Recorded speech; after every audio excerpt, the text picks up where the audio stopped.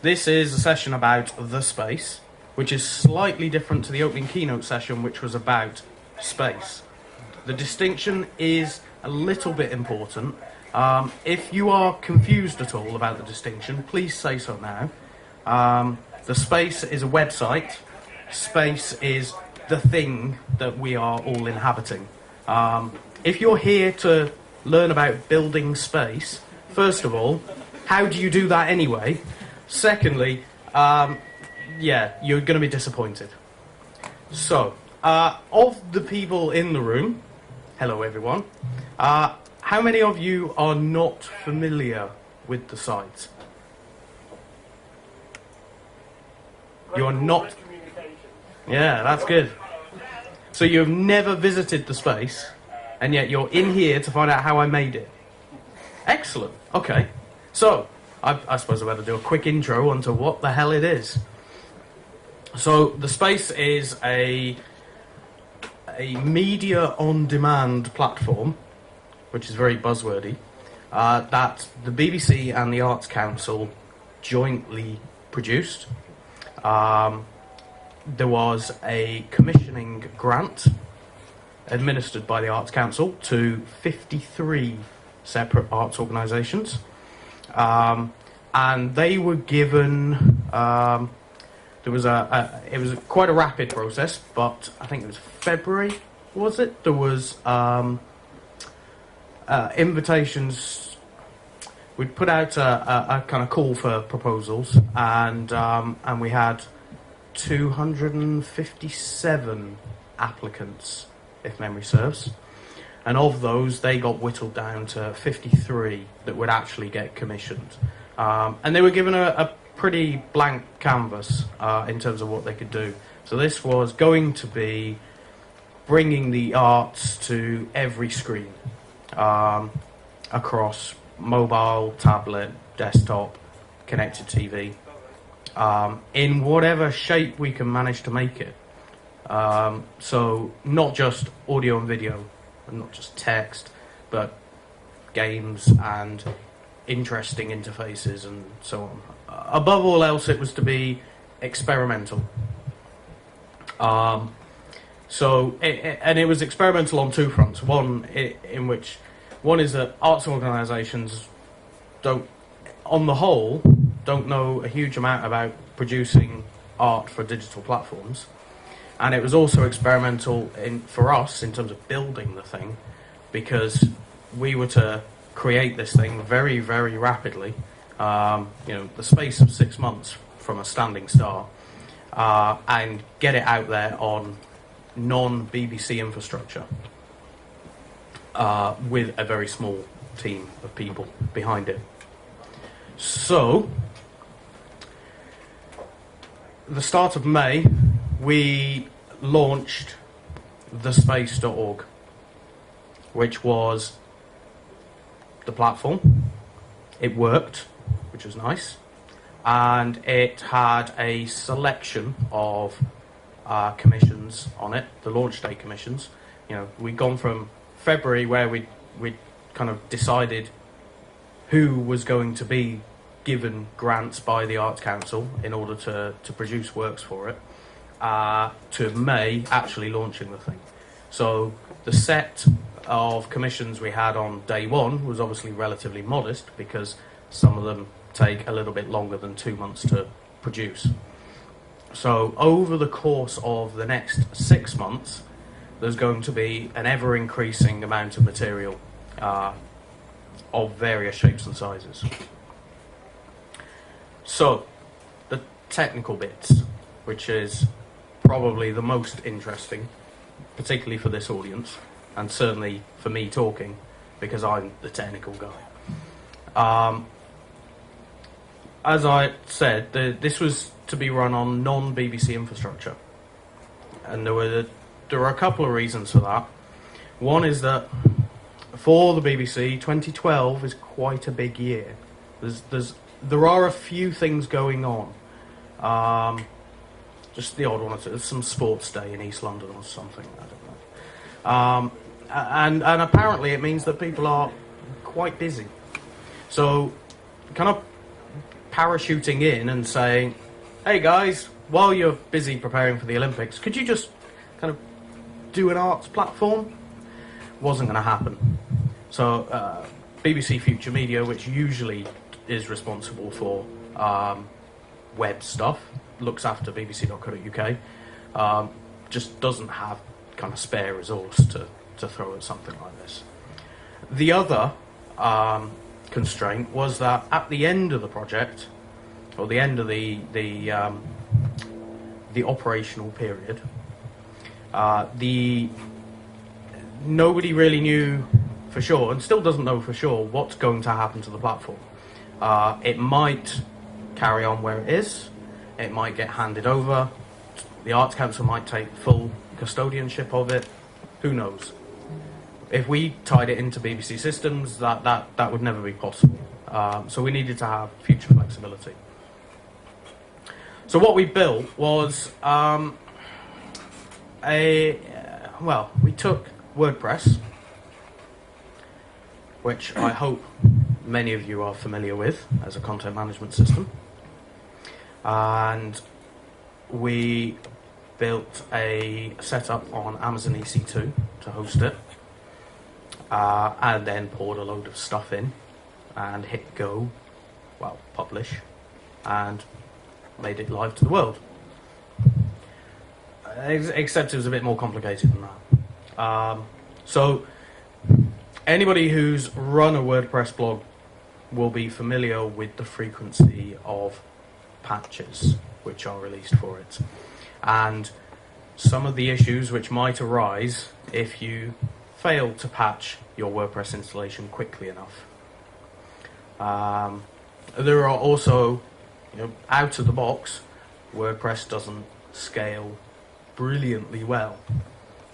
So we had two fairly key challenges there, and actually we were able to solve them in a single step. So we had that WordPress CMS, and I wrote a plugin for WordPress which generates a completely static version of the site using whatever templates have been configured for it. That static version can then be rsynced over to front-end web servers, which do nothing except serve static resources. They're as dumb as you can get. The only cleverness on them is a bit of rewrite rules and varnish. And we can spin up as many web instances as we need, and using Amazon's load balancers to spread the load between them. So the CMS itself didn't have to be public-facing anymore. And if it's not public-facing anymore, then the problem of having to keep it patched incredibly aggressively goes away. We still keep it up to date, but it's not a critical thing if we're a couple of days late in updating to the latest version. Access to the CMS itself, you need an HTTPS client certificate.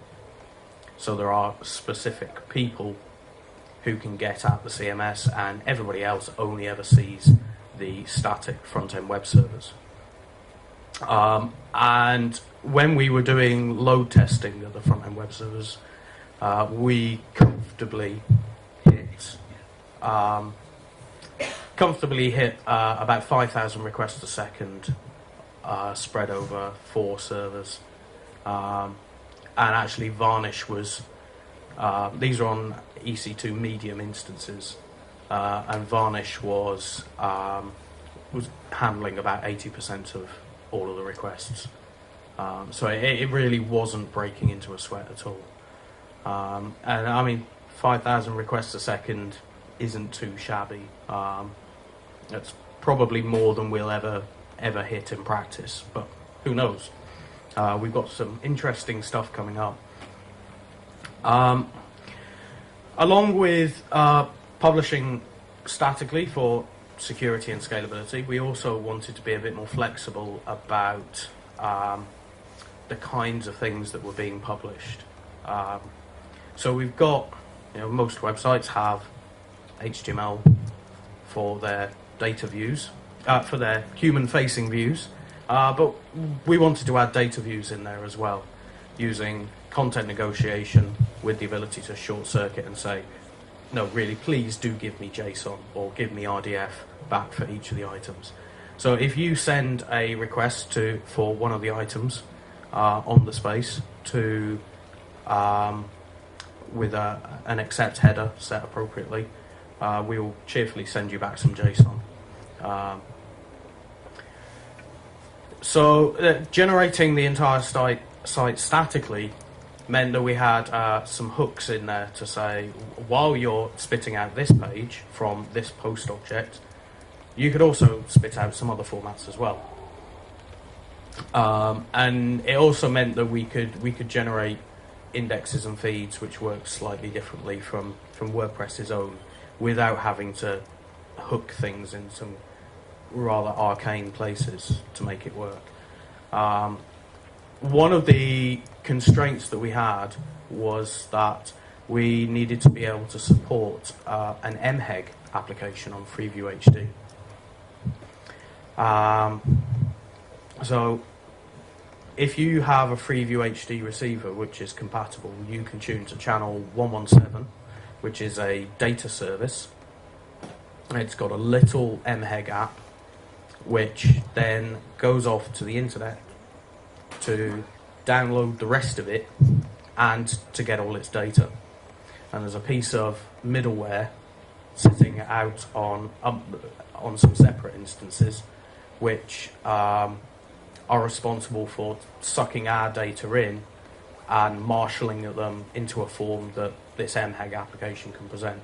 So there's an on-demand service on Freeview HD if you have a compatible receiver.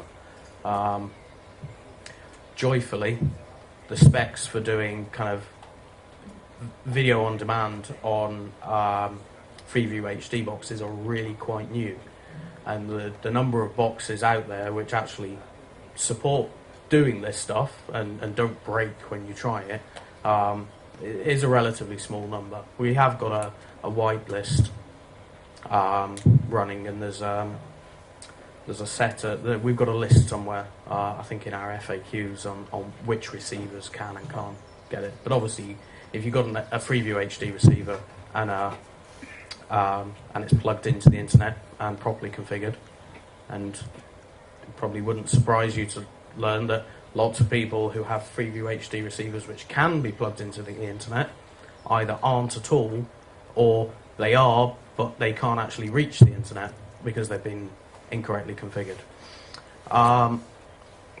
So you can try it, and we're also going to be launching on FreeSat tomorrow, I think. Not tomorrow, Monday, which would be quite nice. Although I don't know when. Or what channel number it is, actually. No idea. As I said, I've come well prepared. So, in order to, as well as providing data for bits of the site which suck in JSON and things which might want to make use of the RDF, we're also spitting out data views for this middleware mediator, and that's hooked in exactly the same way. And with all of that, we've used a consistent URI scheme for everything.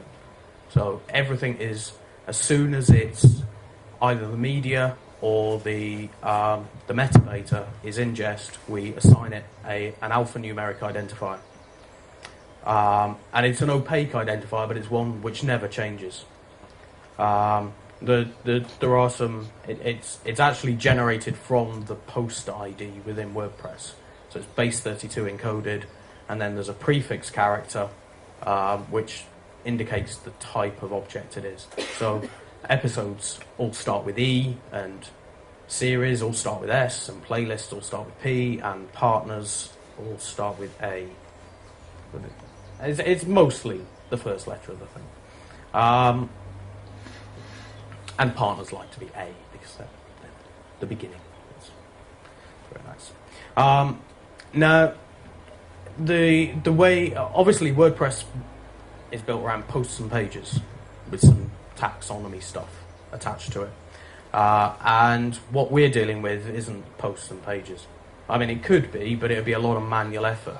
If for every post you needed to manually insert a video player and so on, and fill in lots of custom fields about the metadata that we wanted to expose to the MHEG application and to the JSON that's generated.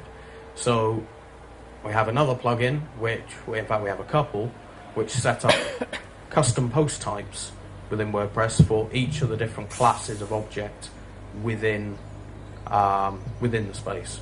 So we have episodes, which are generally equivalent to an episode of a TV series, but they're not always audio-visual. Sometimes an episode could be a website. We have series, which is a collection of episodes as defined by the organisation supplying it. And we have playlists, which are curatorial. So it's what our editorial team want to join together to make it easy to find stuff. And then we have versions, which are variants of an episode. So every episode has a version, but you might have multiple versions. So for example, if we have something which has signing for the hard of hearing, we might have a clean version and a signed version, and they're both attached to the same episode. And then it's up to the code on the front end to provide a means to switch between them. In WordPress 2, custom post types didn't really exist, and it was fairly nightmarish trying to do this sort of thing. But in WordPress 3, there's a whole bunch of APIs around adding new custom post types, specifying the sorts of which of the standard things you get in the admin should actually be displayed for it, and giving you hooks in to customize all of that. We had a few further complications. Everything, our design is very visual. It's made of a kind of disjoint grid, and the fun thing with this is that apart from it all being responsive design, so everything has to have a depiction image, and the depiction image has to be scaled to several different resolutions. But for the slots are all different shapes and sizes. So whenever an image gets uploaded that's a depiction for something, we have to produce, I think, 54 different size variations in advance, which for some of the larger images can be a little bit taxing. And for anything, because they're all different shapes and sizes, we're never entirely sure how they're going to get cropped at the end of it. We've had some vaguely interesting issues where the crop for a particular playlist slot is just somebody's bottom or something, which might be enticing to some. Depends on the piece.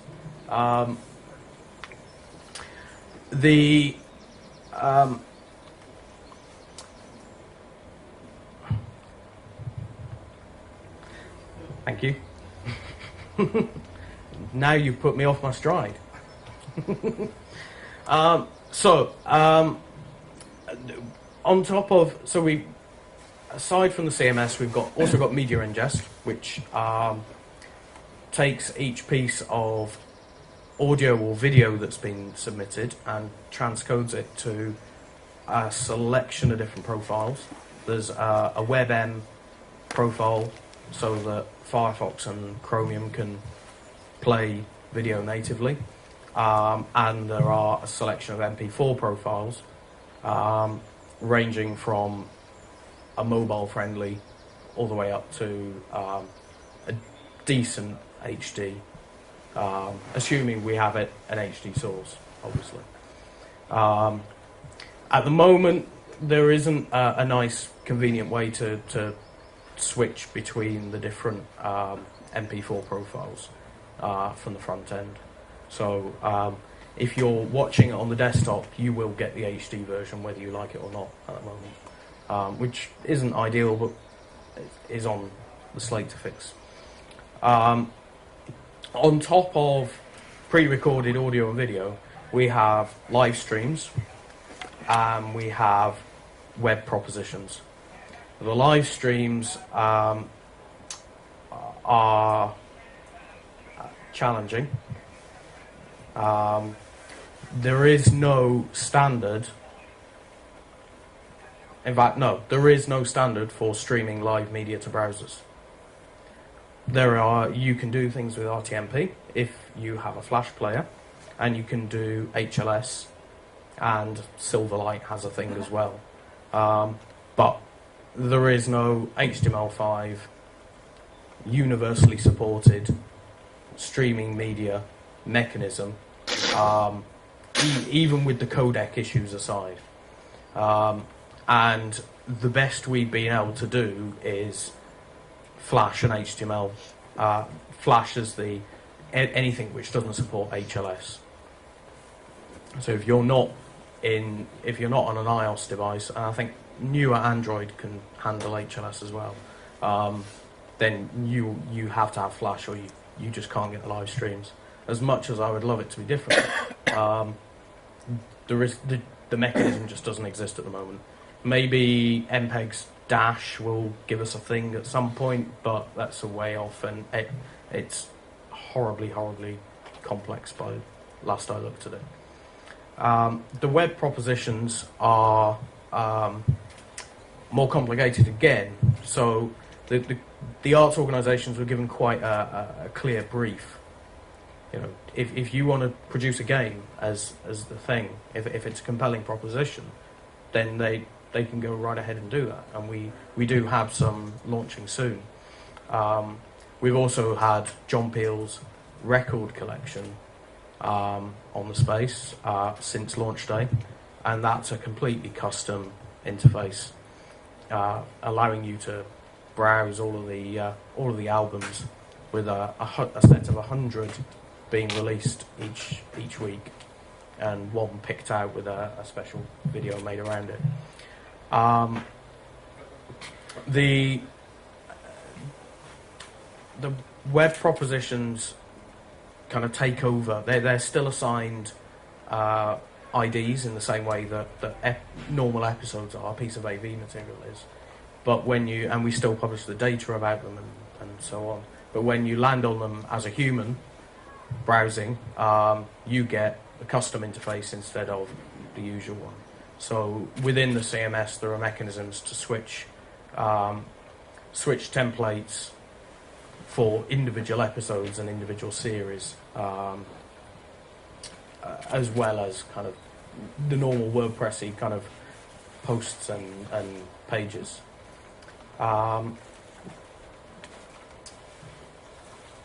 And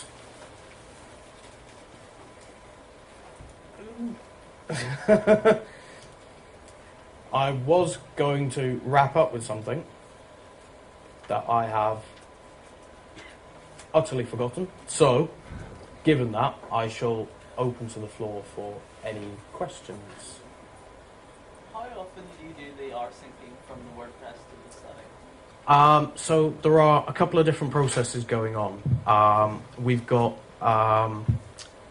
there's a 10-minute cycle from the app service to the web server, but it obviously will only actually be doing something if there's been a rebuild, and the rebuild is triggered by a WordPress cron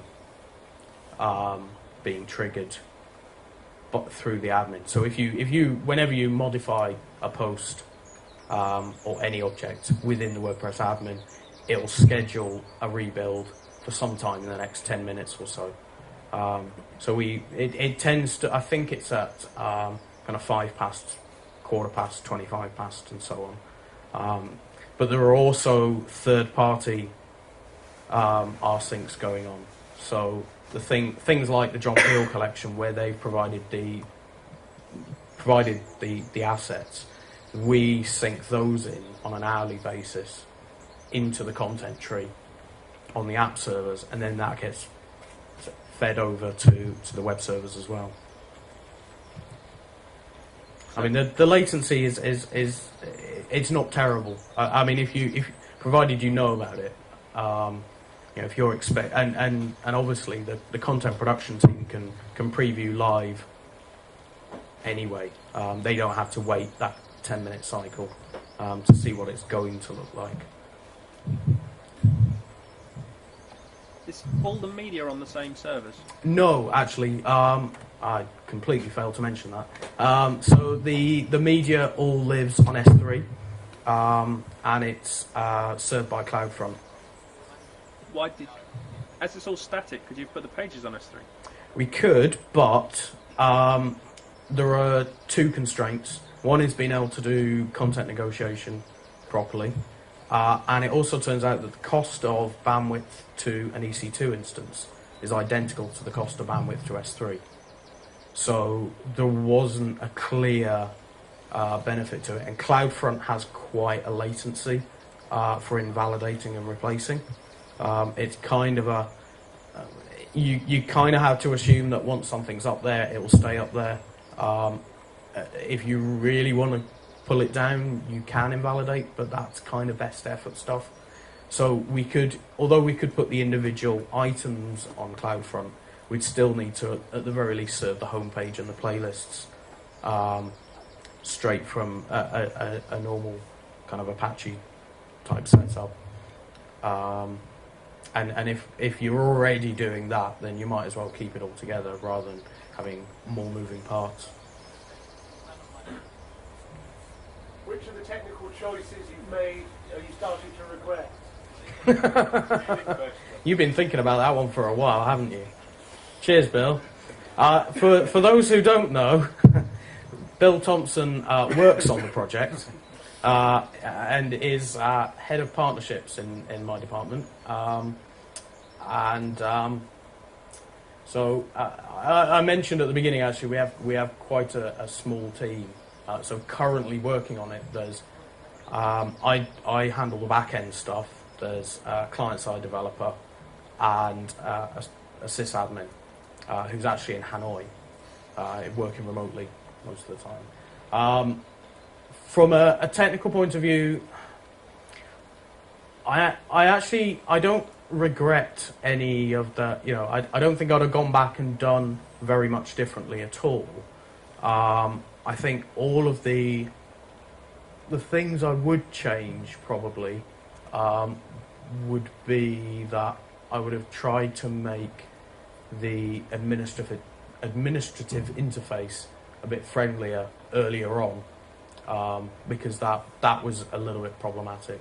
So within the CMS, we've got custom admin boxes for different things like associating versions with episodes and defining whether something has subtitles or not, and so on and so forth.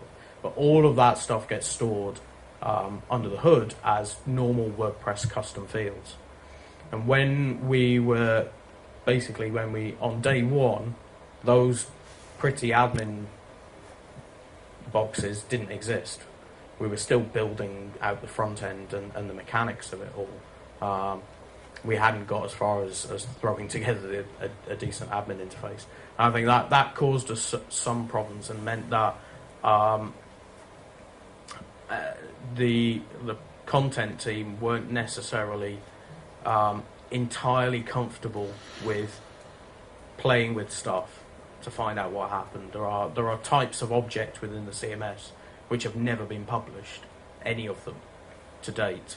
And if they've never been published, then we can't organise content around them, and we can't create user journeys around them. So there's a little bit of latent fear there, which I would have wanted to avoid if I could. I would have also put search in from the beginning, done properly. So when we because it's served from some static web servers, there is no search engine. And what I built originally was kind of a filter mechanism.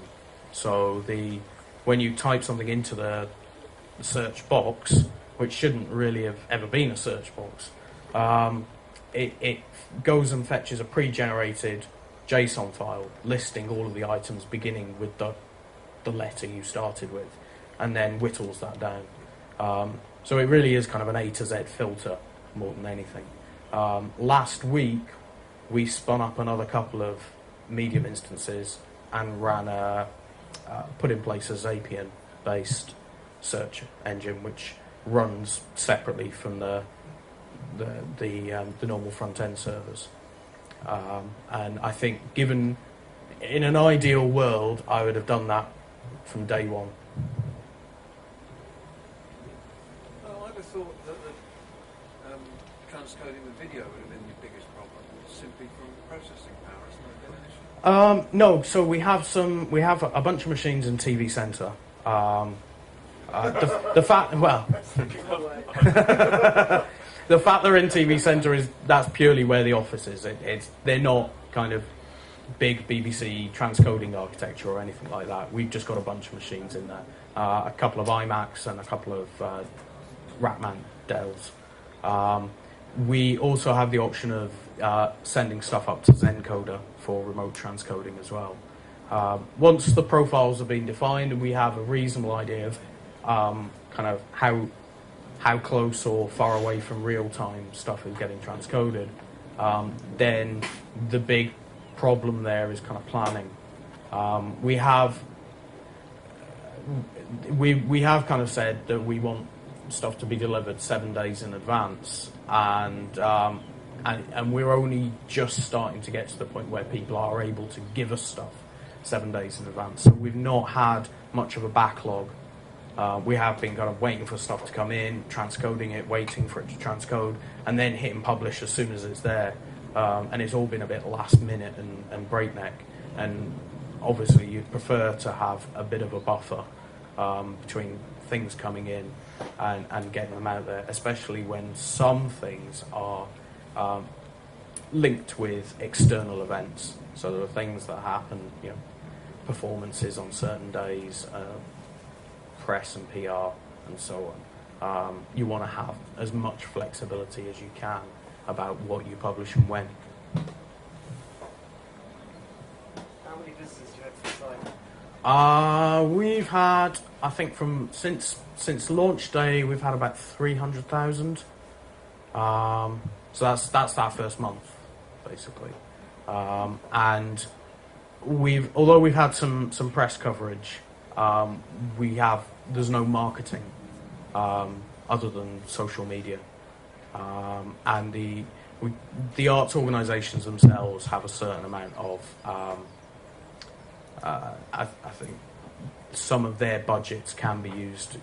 So some of the grants that they got can be used for marketing if they plan for it.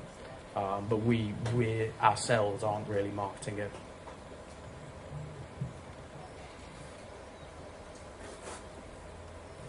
How easy is it to get onto Preview and FreeSat? Is it more difficult for someone who doesn't Well, previously? so between the few of us, MHEG is kind of dying out a bit.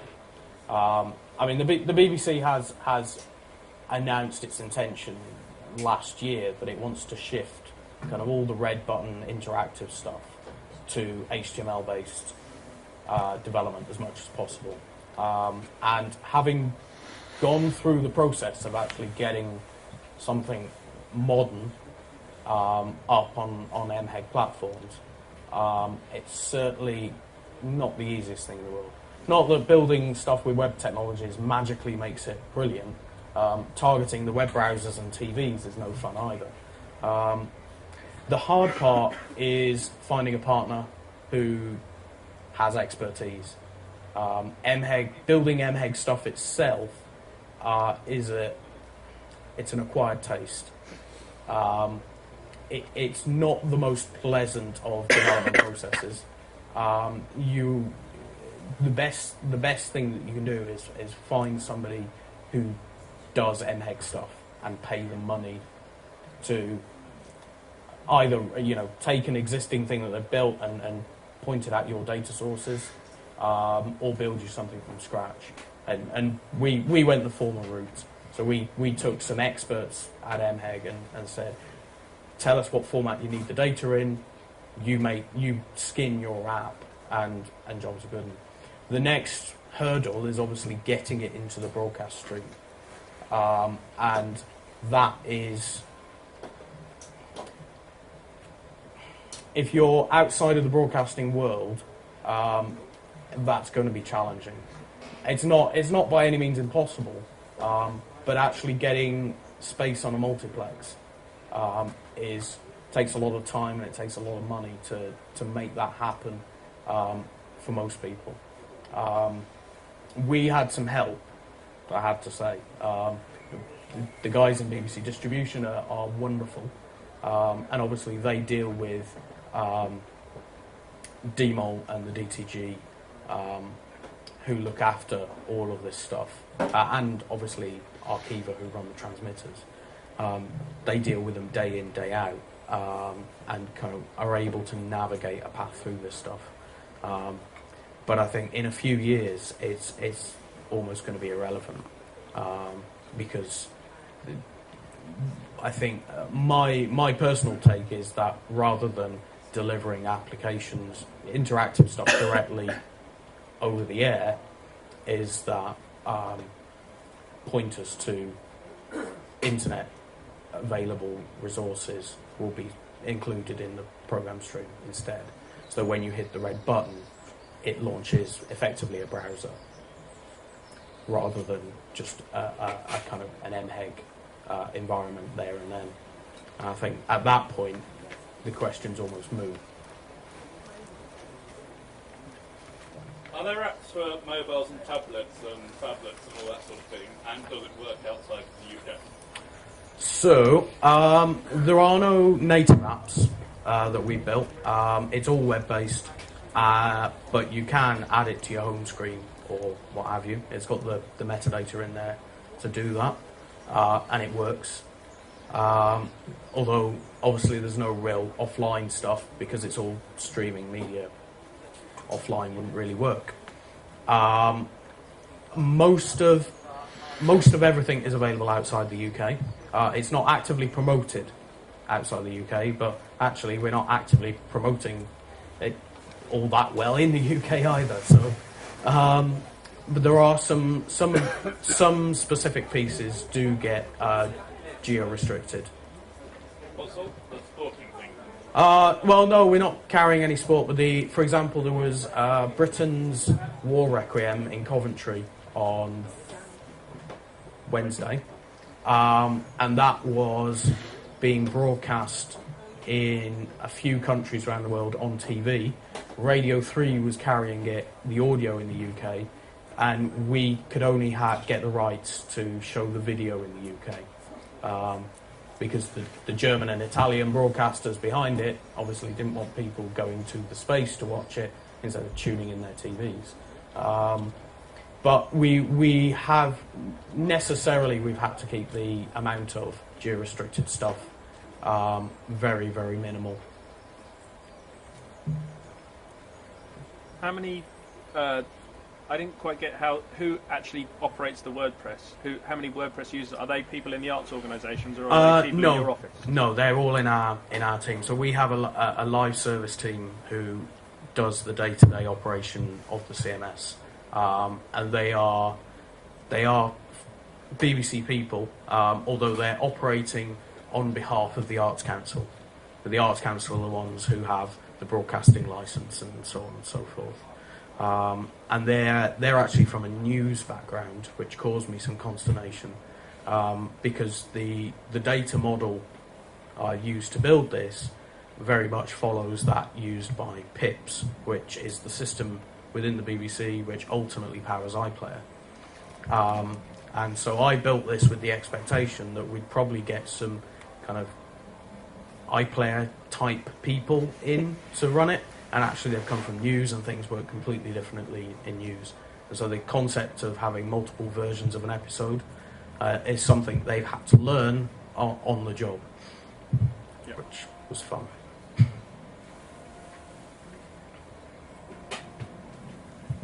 Any more for any more?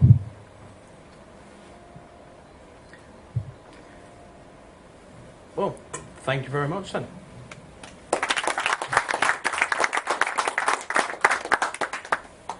Obviously, I would encourage you to go and have a look and have a play.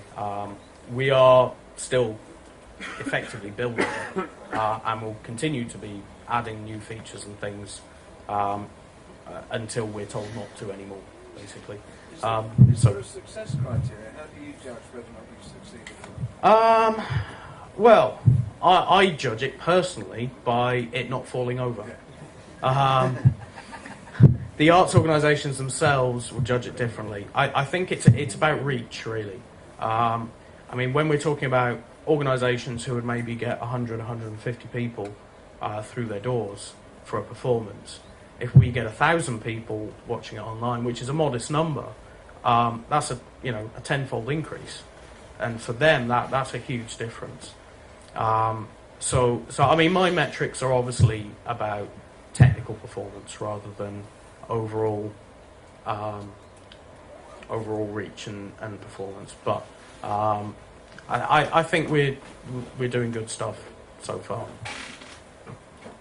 And if you stick around in here, Bruce is going to come in and talk about responsive design, and that's actually also relevant to this, because obviously we are on the front end side, which I didn't talk about too much. Pretty much everything's responsive. If you look at it on a desktop device and shrink your browser down, you'll see it all adjust quite nattily. I'm quite fond of it. So, thank you.